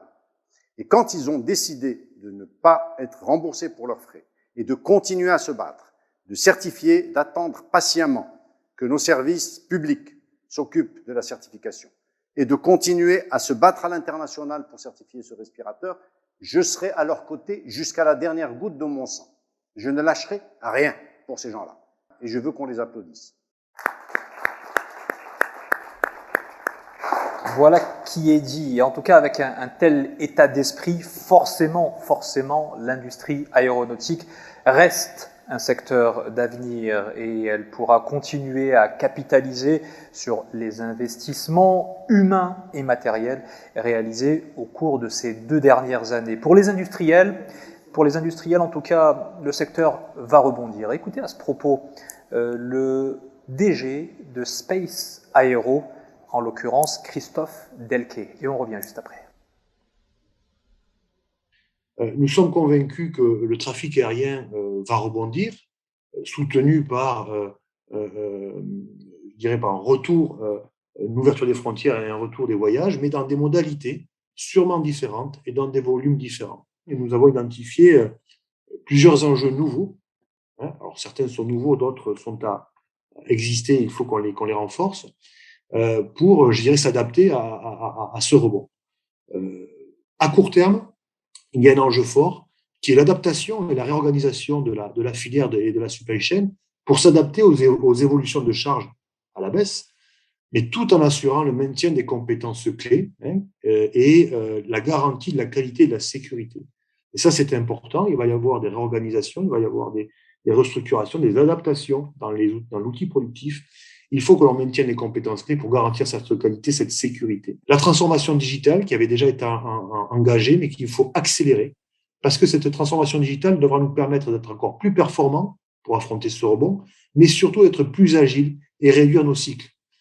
À plus long terme, les enjeux auxquels la supply chain aéronautique doit faire face, la performance environnementale de la filière est très, très importante. Il faudra que la supply chain soit exemplaire sur cet enjeu-là, comme elle l'a été, comme elle l'est sur l'organisation industrielle, le lean. Elle doit embarquer les meilleurs standards en termes de performance environnementale, je pense à l'ISO 14001, mais par le prisme de la performance et de la compétitivité. L'autre enjeu à plus long terme, on va avoir la résilience et la souveraineté. Comment avoir une supply chain qui résiste mieux à des crises, puisque la crise qu'on connaît est sans précédent, mais l'aéronautique en a connu d'autres. Donc les schémas industriels et les stratégies d'achat vont devoir sécuriser leurs sources de production et d'approvisionnement. On parlera plus de colocalisation, bien entendu, et c'est un sujet, je pense qu'au Maroc, vous regardez de près, on parlera plus de colocalisation compétitive, excusez-moi, que de relocalisation. Et là-dessus, je suis assez confiant pour que l'écosystème marocain puisse être un acteur fort sur ce sujet-là. Le modèle de l'écosystème Maroc de coproduction compétitive va subir les mêmes problématiques, et les subit déjà, et devra répondre aux mêmes enjeux que je viens de dénoncer. Le Maroc a démontré depuis ces 15 dernières années qu'il a pu forger les talents et la performance qui ont été à très bon niveau et qui, sans aucun doute, permettront à cet écosystème de relever ces challenges futurs et d'être en bonne position pour ce rebond et accompagner ce rebond de l'industrie aéronautique. Alors, si je comprends bien, Monsieur le Ministre, au-delà des turbulences circonstancielles que l'on a traversées pendant cette année 2020, qui se sont un petit peu répercutées sur le début 2021 et qui sont en train de s'atténuer, dans un secteur comme le secteur de l'aéronautique, il faut regarder vers l'avenir, vers le futur, sur du moyen et long terme. C'est ça, en fait, le défi. Vous avez tout à fait raison. Il faut partir du présent. Rappelons, je crois que c'était intéressant de voir l'état des lieux et le parcours de 20 années de travail acharné. Ça a donné des résultats que nous avons vus ensemble. Il faut savoir que depuis 2016, le Maroc est passé premier dans le secteur aéronautique devant l'Afrique du Sud sur le continent africain. Ce sont des points que nous passons souvent sous silence, mais il est important, une fois de temps en temps, de faire le point et de savoir où nous en sommes. Le Maroc, aujourd'hui, est leader au niveau du secteur aéronautique sur son continent. En effet, la pandémie a eu un impact, comme on le disait, important. 80% du trafic aérien a été à l'arrêt. Le démarrage est encore balbutiant, avec beaucoup de points d'interrogation. Néanmoins, nous constatons que les grands donneurs d'ordre se reposent des questions fondamentales. Ils sont en train de se refaire une santé, de maigrir quand il faut maigrir, de faire un peu plus de sport quand c'est nécessaire, de façon à être prêt pour l'après-pandémie. Le Maroc, pour sa part, comme nous avons pu le voir dans les chiffres, n'a pas été impacté fortement comme le reste du monde. Eh bien, aujourd'hui, lorsqu'on entend ce qui se passe au niveau de l'ingénierie, lorsque des grands opérateurs internationaux nous interpellent pour dire nous sommes très surpris par l'état d'évolution du Maroc, nous sommes extrêmement admiratif de la qualité de vos ressources humaines, de leur formation et de leur capacité de délivrer. Nous sommes surpris parfois des délais qui, de temps en temps, sont changeants chez nous, mais votre capacité d'adaptation est importante. Eh bien, ceci nous laisse présager d'un avenir prometteur. J'ai quelques informations que je me permettrai de taire, mais quelques personnes dans la salle sont au courant déjà. De grands donneurs d'ordre, de très grands donneurs d'ordre, ont pris des décisions stratégiques, et je rassure ceux qui sont dans la salle, qui sont au courant, je ne dirai rien, ne vous inquiétez pas, donc pas de palpitations cardiaques. Il y a des grandes décisions qui ont été prises pendant la pandémie, et nous attendons, dans quelques mois, des annonces stratégiques importantes.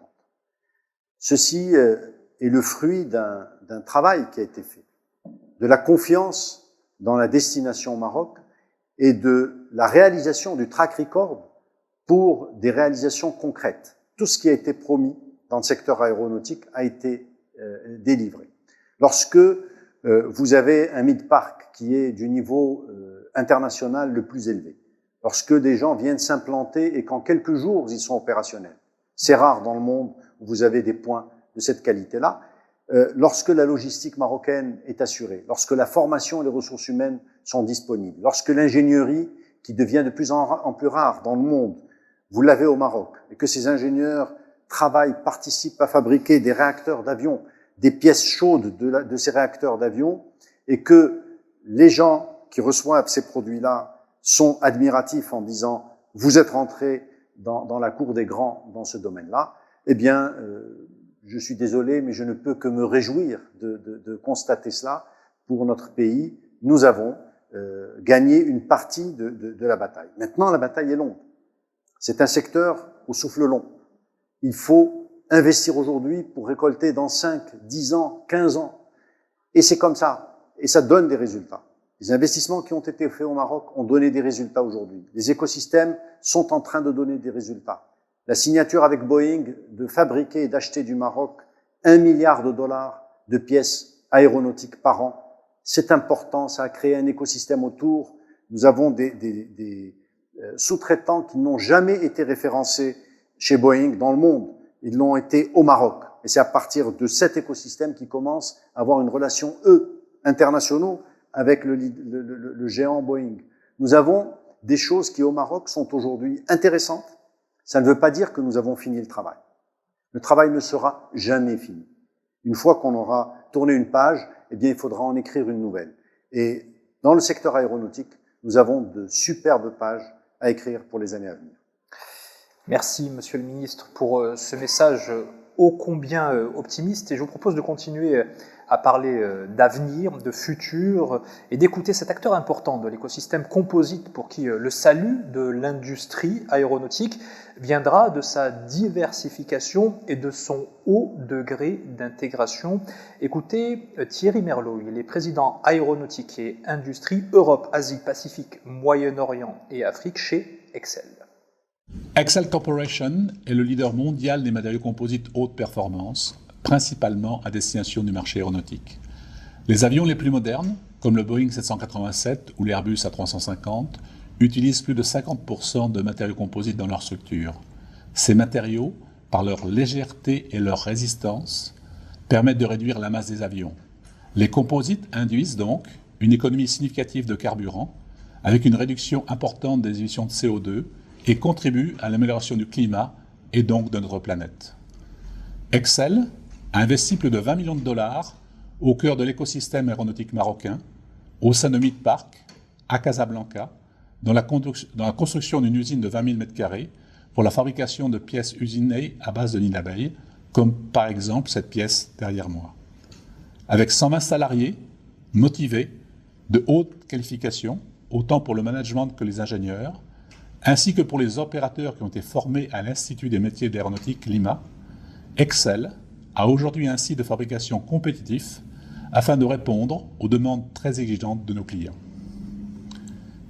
Le soutien de l'État marocain, dans le cadre du plan d'accélération industrielle, la qualité et la formation de la main-d'œuvre marocaine, l'écosystème aéronautique au Maroc avec la présence de nos clients principaux ont été des facteurs très importants de la réussite de notre implantation. Une implantation très réussie qui, malgré le Covid-19 qui impacte notre industrie aéronautique, nous conduit à préparer, dès à présent, un projet d'extension de notre usine, projet de doublement de cette usine, avec à la clé un investissement de l'ordre de 240 millions de dirhams et plus de 200 nouveaux emplois. À très bientôt donc à Casablanca pour le lancement de ce projet. Inch'Allah. Inch'Allah, effectivement, on va continuer à explorer l'avenir de l'aéronautique marocain à travers ces différentes perspectives et notamment les défis et les enjeux auxquels il va être confronté, que ce soit celui de la recherche, de la décarbonation, de la diversification, du soutien au développement de l'entrepreneuriat marocain et bien sûr, encore et toujours, l'éducation et la formation. On se retrouve tout de suite.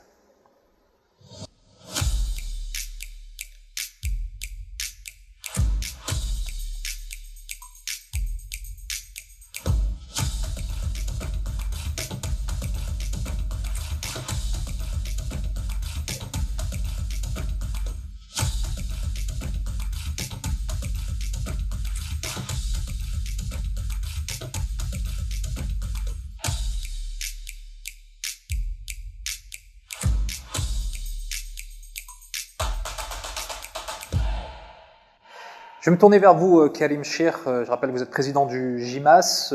En un mot, comment est-ce que vous voyez ces perspectives d'avenir du secteur aéronautique?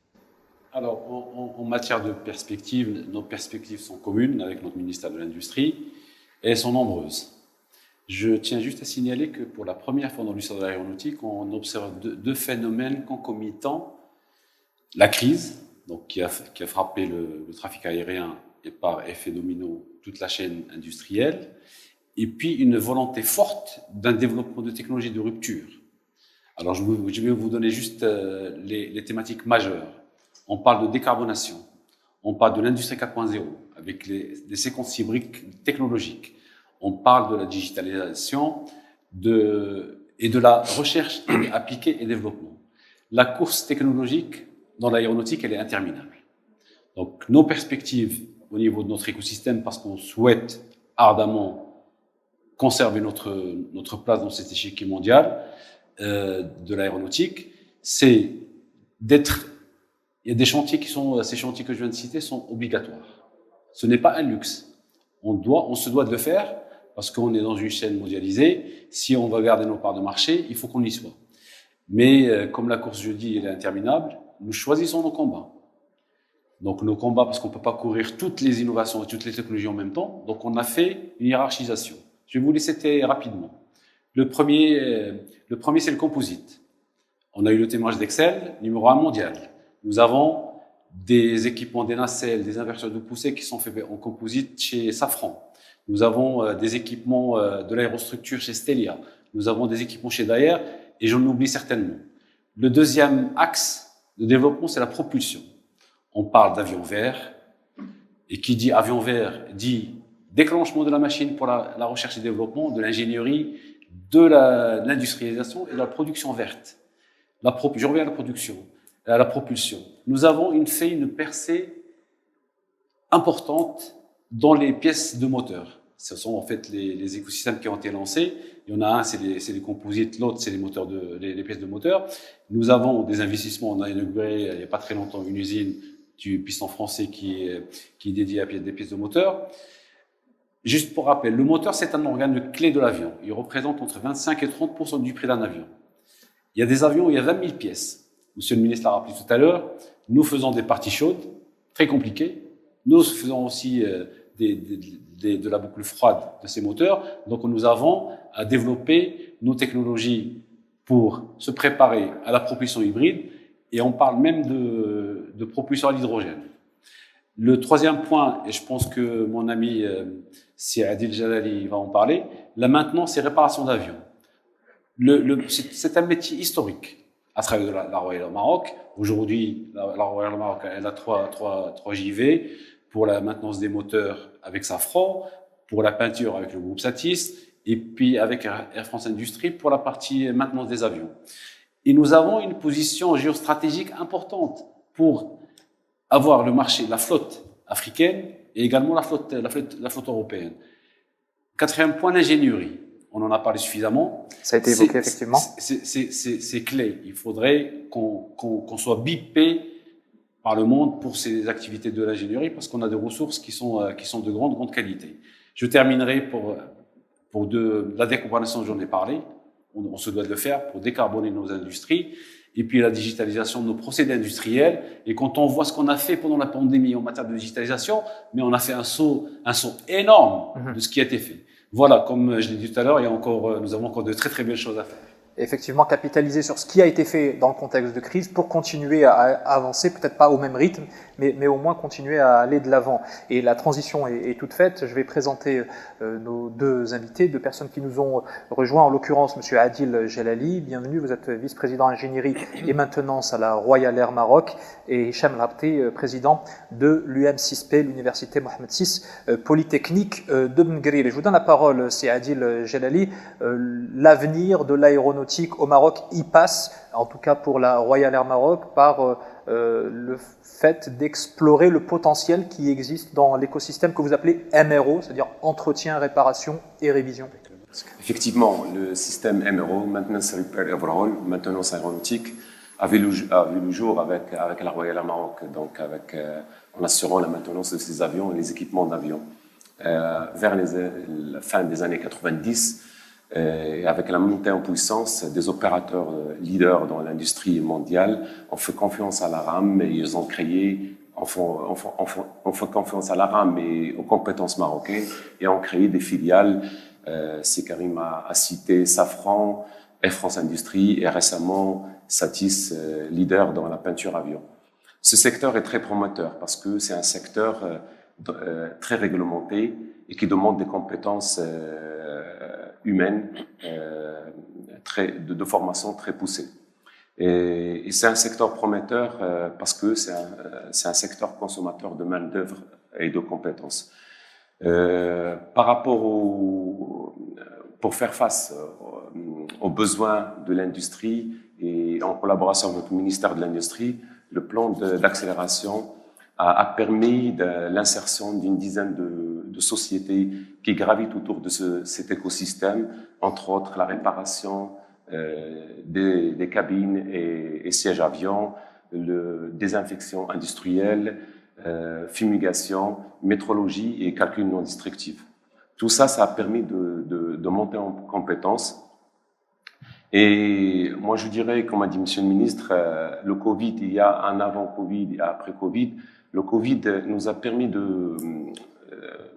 d'élargir nos spectres de prospection dans ce secteur et de nouvelles opportunités se sont manifestées, entre autres le démantèlement d'avions, le stockage d'avions. Il faut dire que le Maroc, par sa position géostratégique, peut jouer un rôle très important dans ces activités qui sont importantes et à forte valeur ajoutée. Et s'ajoute à cela l'opportunité de créer un hub logistique de pièces aéronautiques. De par sa position, le Maroc peut générer une forte valeur ajoutée en termes d'échange de pièces aéronautiques qui peuvent découler de démantèlement ou du stockage d'avions. Merci beaucoup Adil Jelali. L'expertise, certes, les connaissances, les compétences, mais également la recherche. Et là, en l'occurrence, vous avez un rôle très important à jouer là-dessus. Hicham El Habti, président de l'UM6P. Vous venez d'ailleurs de signer, pas plus tard qu'hier, une convention en ce sens. Comment est-ce qu'une université comme la vôtre peut contribuer à l'émergence, à l'accélération et au développement de compétences dans un secteur aussi pointu que l'aéronautique ? Bonjour tout le monde. En fait, comme on l'a vu depuis tout à l'heure, le mot-clé à chaque fois c'était le capital humain, les ressources humaines, la force de frappe qu'a le Maroc en termes d'ingénierie, en termes de compétences. Et pour accompagner et compléter ce paysage, l'université Mohamed VI Polytechnique, en fait, qui a été inaugurée par Sa Majesté en janvier 2017, est venue pour compléter, comme je l'ai dit, ce paysage en apportant un écosystème de recherche de pointe. Donc, les besoins du secteur aéronautique sont multiples, on l'a vu, que ce soit au niveau de l'industrie 4.0, donc avec tout ce qui va avec en termes de capteurs, en termes de ce qu'on appelle les jumeaux numériques, les twin digital. On a vu sur tout ce qui est sciences des matériaux, pour pouvoir alléger les avions, tout ce qui est aérodynamique et propulsion, tout ce qui est hydrogène vert. Et ça, c'est un secteur qui est clé pour le Maroc. Et le Maroc a toute sa place, en fait, pour y être. Et nous avons, en fait, au niveau de l'UM6P, lancé un centre autour de l'hydrogène. Et tout ça, en fait, génère beaucoup de data. Et pour pouvoir tirer le maximum de valeur de ces données-là, l'UM6P s'est doté et donc de plus grands data centers au Maroc avec le supercalculateur le plus puissant en Afrique qui permet de faire 3 millions de milliards d'opérations par seconde, et tout ça pour pouvoir accompagner toute cette génération de data et permettre à l'écosystème aéronautique d'aller encore plus loin dans cette recherche et développement. Merci beaucoup Hicham Rabté, président de l'UM6P. On comprend effectivement à travers ce que vous venez d'évoquer l'importance de la recherche dans ce domaine de pointe. L'avenir du secteur aéronautique passe aussi par le développement de créneaux à forte valeur ajoutée, comme l'expertise dans le domaine des systèmes de propulsion. C'est Thomas Corbel qui le dit, le CEO de LPF. On l'écoute et on se retrouve juste après pour le mot de fin.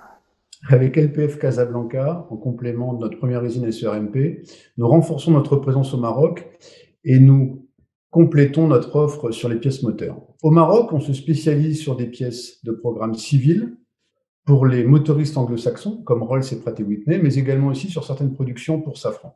En termes de développement, nous travaillons sur de l'intégration verticale, notamment l'intégration verticale de procédés de fin de gamme. Donc, je vais vous expliquer en quelques mots de quoi il s'agit.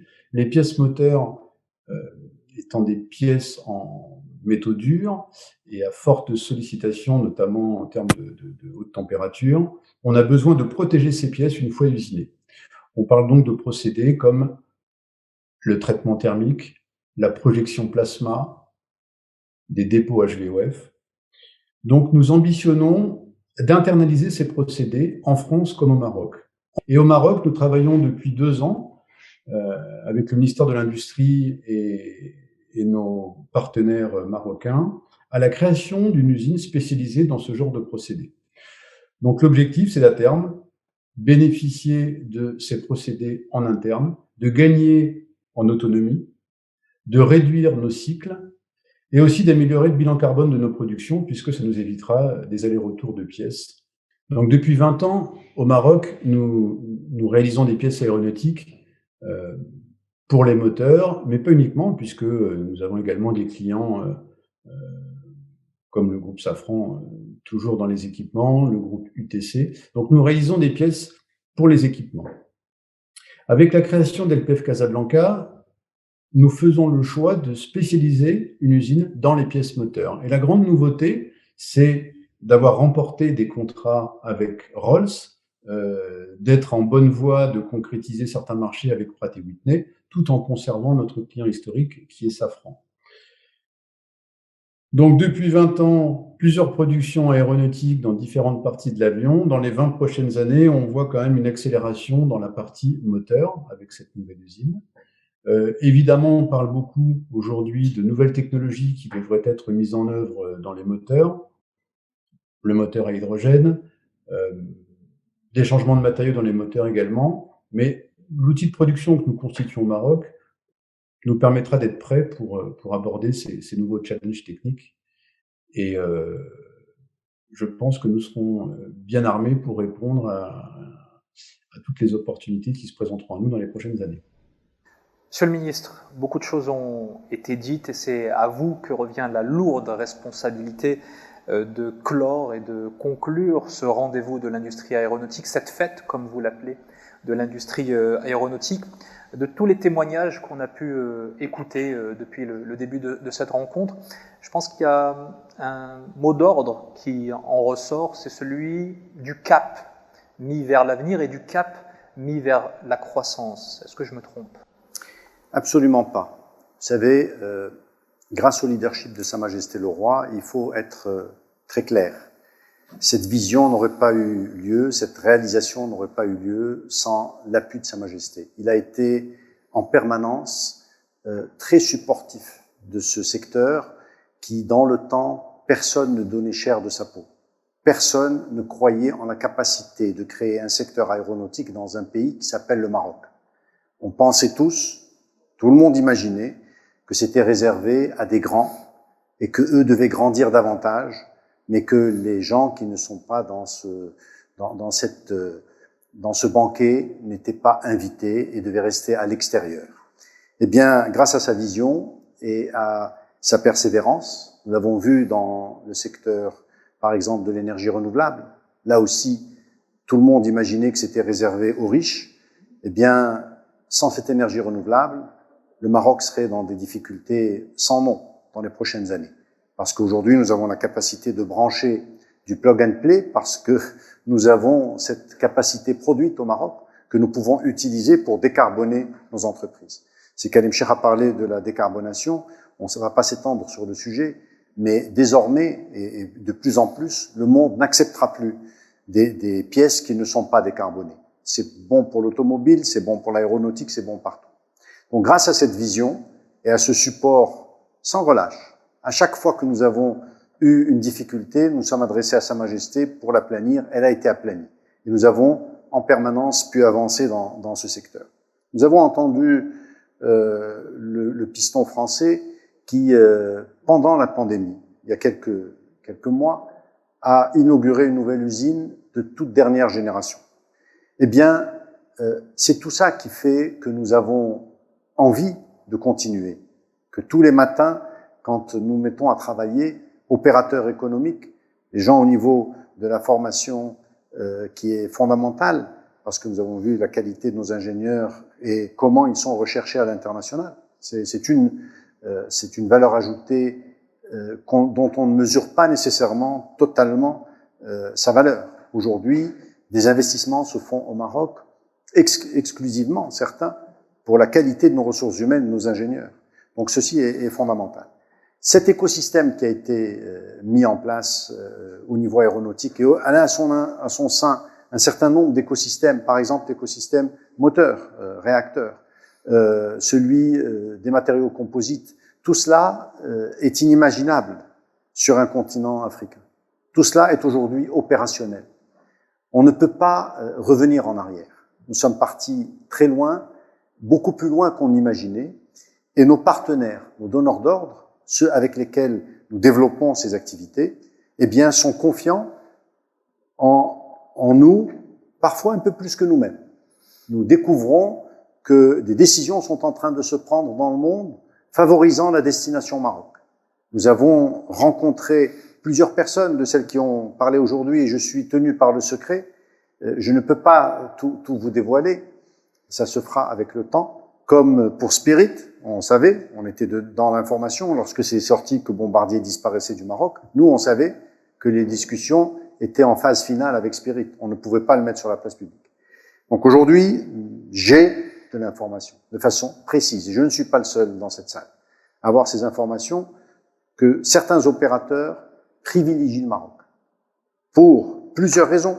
Je l'ai dit, pour sa qualité. Les produits qui sortent en aéronautique ne souffrent pas d'à peu près.